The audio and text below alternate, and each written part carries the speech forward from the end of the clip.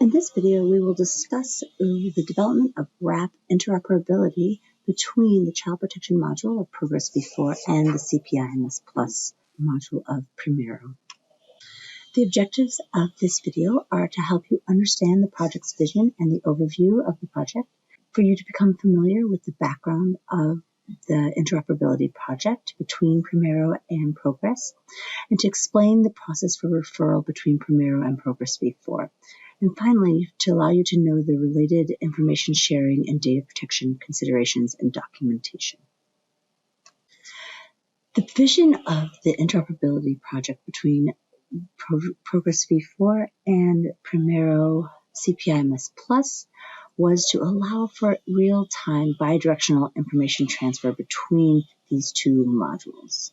That is the end goal around interoperability, to allow for efficient and seamless sharing of interagency child protection data, ensuring that UNHCR staff and CPIMS Plus users both have access to the information necessary to fulfill their mandates to protect children at risk in humanitarian context. We are currently in the first phase of this project, which is integral to the achievement of this overall vision. At this stage, we are working on the interoperability, building that initial bridge between the two systems to allow for data sharing to occur, as well as focusing on the functionality around referral information. So during this phase, it was also imperative that there was interagency agreement between all actors involved in the development to determine which data would be shared in what format for which purposes. And then, as we mentioned, the technical bridge that would allow for this information to be transferred between the two systems. This project is founded upon the idea that interoperability is a beneficial development for all the actors working on child protection. It is foreseen that the building of this interoperability between Primero and proGres v4 will allow for timely, safe information exchange that is needed to ensure that children and their families receive the protection and assistance they require. Interoperability will ensure and improve the experience of field staff who are using the two systems so that they work more seamlessly together and everyone, no matter what system they use, are able to get the information they need.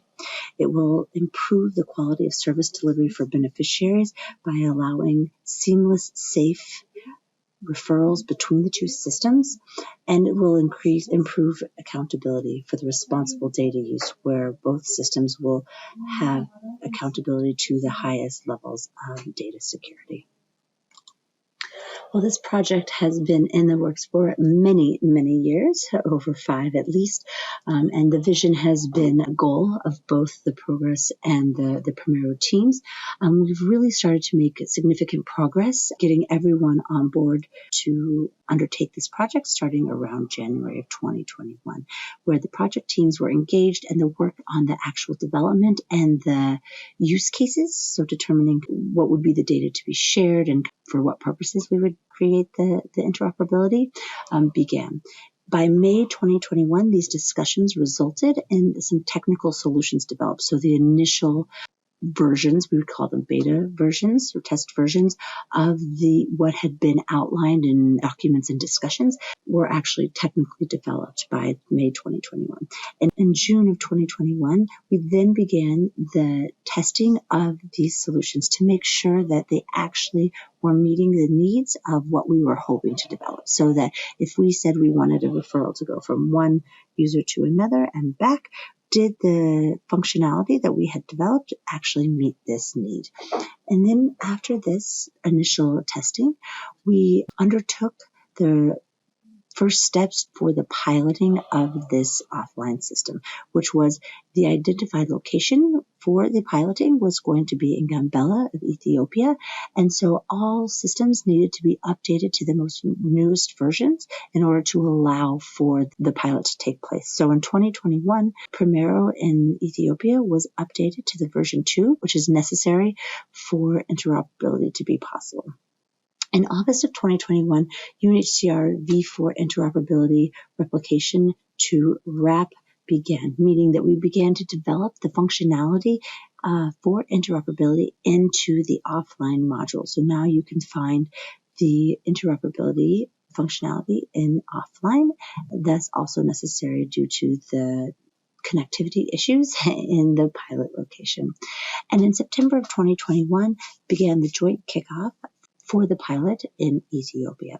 Now, the pilot is currently scheduled for November through January of 2022. So it's about 6 to 8 weeks, and this is where we are at the moment. So we are undertaking this initial pilot to see how the systems, the interoperability works between the systems, and receive feedback from those users to understand best if there are any additional bug fixes that need to happen before interoperability becomes a functionality that is more widely available.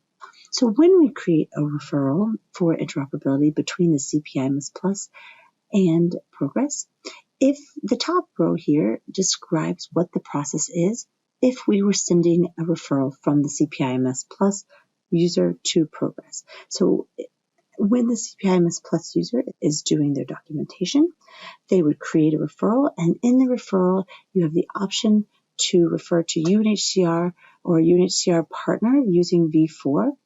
You would select the specific service for which you are referring to UNHCR and referring the case, and then the referral will pass from the CPIMS Plus to proGres V4, entering the UNHCR focal points case list.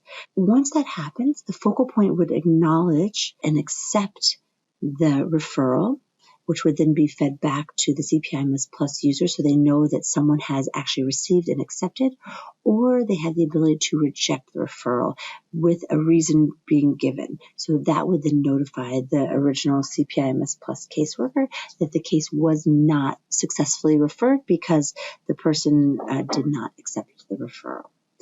A similar process is used for the referral from proGres V4 to the CPIMS Plus user. The V4 user would send a referral to the CPIMS Plus user, creating an intervention in V4. Then the caseworker would select Child Protection Case Management Service for which they are referring the case. So you would say, is it for a BID? Is it for a BIA? Is it for the different options? That referral would then pass from proGres V4 to the CPIMS Plus, entering either the CPIMS Plus caseworker's case list. The CPIMS Plus caseworker would then either acknowledge and accept, similar to the V4 in the other example, in which case the proGres user would receive a notification that the referral was accepted, or they would reject the referral and the V4 person would then receive a notification that the referral was rejected with a short note indicating why the referral was not accepted. This is the process that is used for the CPIMS Plus and the referral from V4. When we developed this referral functionality, we knew that in addition to the technological solution, it was also still very important that there is information and data sharing protocols outlined in the context where the interoperability will be piloted or used. And there are specific circumstances under which the sharing of data will occur for referrals. And these circumstances are as follows. So when a case referral is made and the data that is related to that referral is included, it can only be done after that child or the caregiver has provided informed consent. This information is shared on a need-to-know basis and consists of a set of predefined standardized data points that are agreed upon to be necessary to complete a case referral. So we are talking about standardized referral forms that allow for just a basic set of data that would be necessary to minimize the unnecessary sharing of information beyond the scope of the referral. The next point is that before the information can be shared, an information sharing protocol must already be in place and agreed to by all of the participating agencies. Any agency that would be using the CPIMS Plus module or the CP module in V4 must all sign on to this information sharing protocol to ensure that they all have agreed to the mutually agreed upon protocol and processes. Primero and proGres also have an audit log functionality, which was necessary to ensure that a report could be generated to allow to see who has made the referral, who has received the referral and to allow for identification in real time of any misuse of the system. As part of this project, because we have developed new functionality and have linked two existing systems, it is really important that we undertake two key objectives around our data protection. The first is that we've undertaken a DPIA, or a data risk assessment, of how the interoperability impacts the data protection functionality of these two systems as a new modality. Does it have an additional impact upon data subjects, their protection of their data? And are there any remedial actions that could be taken if this was to be the case that could address these issues? This has begun in October of this year, and with the idea that any potential data protection impacts of this functionality could be addressed before the functionality goes live to beyond the pilot. This activity will also allow us to analyze the applicable governance documents. So as we develop this functionality, it is important that we have clear guidance documented around how the two systems and that the data that is shared between them are overseen, and how we can make sure that this is all clearly outlined. And so this documents will be informed by the findings of the data risk assessment. The development of the data sharing agreements based upon these findings would begin in late September.